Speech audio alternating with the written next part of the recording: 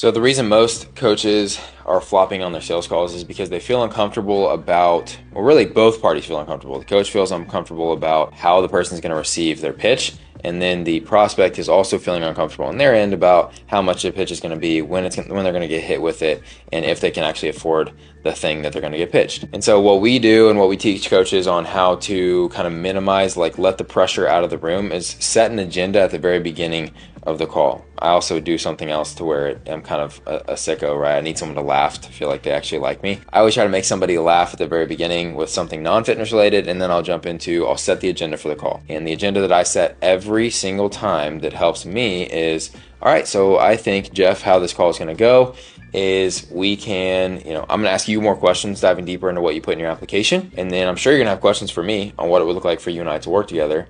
And then at the end, we can talk pricing and all that fun stuff. Does that sound good to you?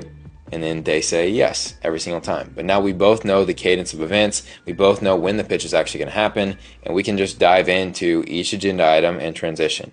One little bonus tip. I get a micro commitment at the end, which is that yes, and then between each agenda item transition, I say, all right, do you want to move on to this one? And then they say yes again. So I get 4 or 5 yeses by the end of the call so that they're in yes mode and they're ready to buy into what we got going on.